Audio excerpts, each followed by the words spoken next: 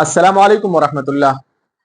ورځ دوه مخکې د پاکستان ګولډ میډالست جناب ارشد ندیم د مولانا طارق جمیل صاحب سره ملاقات وکړو. د هغې په دعوت باندې تلمبه تلاړه فیصل آباد ته. اول ته د هغې سره ملاقات وکړو. مولانا طارق جمیل صاحب وله ښه عزت ورکړو، ښه حوصله افزایي وله وکړه، بیا یې وله تحفې تحایف هم ورکړه.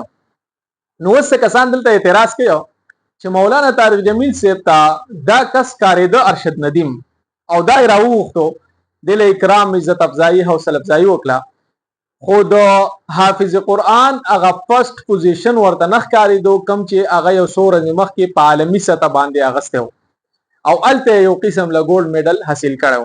نو د هغې حوصله افزایي کول دته مناسب نه ښکارېدل، نو ځکه هغه نو راوخته حتی چې هغه ته یو کال هم نو کړی. او بل طرف ته د دنیا مسله و، نو ارشد ندیم راوخته. نو زه به ووایم چې د دې کسانو د اعتراض بالکل بیجا دی.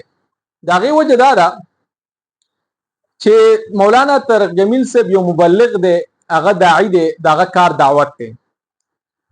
او حافظ ابوبکر هغه خو مخکې نه حافظ و او هغه مخکې نه یو دینداره طبقې سره تعلق لرو، خو چې کم دعوت پچا کې په کومه طبقه کې په کار دی، نو طارق جمیل صاحب کار هغه دی. اوس ارشد ندیم ته عام کس عام مبلغ نشي رسیدی او نو ورته عام داعی رسیدی شي، ځکه چې هغه اوس په غټه سطح باندې دی.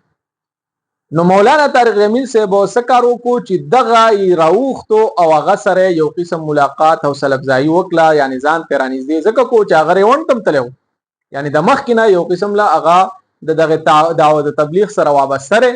نو په دغه حیثیت هم هغه راوغوښتو.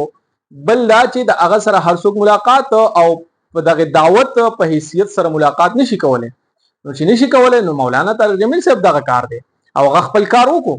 اوس دا ده چې د ارشد ندیم ډېر ښه خدای بلا اوس فین فالوینګ دي، ډېر زیات مداحي دي. نو د هغه چې په ښه لار باندې رواني، نو هغه مداحو ته به هم د ښې لار باندې د تلو یو توفیق میلاویږي. نو دا خو ډېره ښه خبره ده چې د داسې کسانو سره میلاویږي او په بد نیت ورسره نه میلاویږي، په ښه نیت میلاویږي چې ټوله معاشره یو ښه لاره باندې را روانه شي، په ښه لاره باندې هغه قدم کیږي. نو معاشري اصلاح په دغه طریقې سره ممکن ده.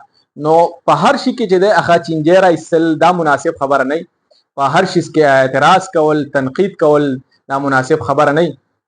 نو دغه حضرات دي، د هغې غټ غټ سوچ دی، نو د هغې د سوچ مطابق موږ ته پکار دي چې هغه په خپل ځای باندې پرېږدو، هغه خپل کار ته پرېږدو او موږ چې دی هغه په خپل ځای باندې په خپل کار کې مشغول شو.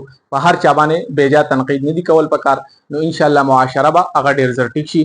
او که نه داسې وه چې بار بار برناقد تنقید کو، نو معاشره په دې طریقې سره نه ټیک کیږي.